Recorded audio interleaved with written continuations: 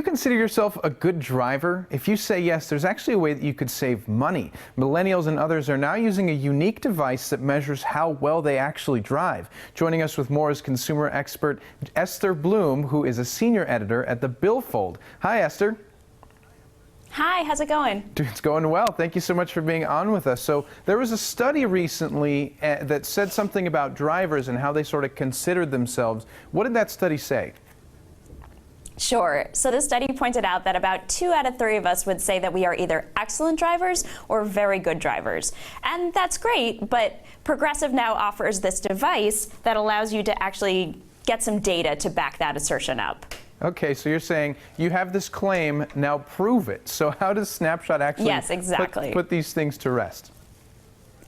So you plug Snapshot into your car, and it monitors the way you drive. And it monitors just a few really key things about the way you drive. And at the end of the period where it's monitoring you, if indeed it turns out that, as per your expectations, you are a pretty good or even an excellent driver, then you get to save money on your car insurance. That's awesome. And so we talked about millennials and the fact that they're using it, but really this is for any age, correct? Yeah, that's absolutely right. You can get your dad to use it, you can get your grandpa to use it, and then you can all compare, and you can see whether maybe you are actually the best driver of the 3 of you. Nice. So you can sort of battle it out. Now, if someone has reservations about having a device like this in their car, you know, they're saying, I don't want anyone to track where I'm going or you know, sort of places that I'm driving to, what would you have to tell those people to sort of calm their concerns? Oh, I absolutely understand that. But this is not a GPS. And most people already have a GPS in their car. So most people, they are actually being tracked in other ways that they should maybe consider. But with this kind of device, it's really only interested in what time of day you drive, whether you're a high mileage driver or a lower mileage driver, and then also whether you hit the brakes too hard. It's the point of the device is to really try to keep you from tailgating and from driving in such a distracted way that you end up slamming on the brakes really often. And it will emit this little beep anytime you do that to try to remind you in the future, ease up a little bit, maybe leave a little more space between you and the person in front of you. Nice. So what kind of discounts can we actually expect if we decide to take part in this program? The people who have taken part in it have saved over $500 million just so far. That's a lot. Now, we have this little device that can help us save money. What are some other ways that we can sort of save a little bit more dough?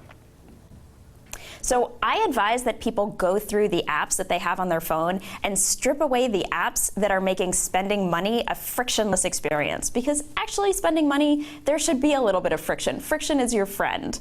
So the apps that make it, make ordering with one click really easy and that remind you all the time that you could just press a button and have a car appear and whoosh you home.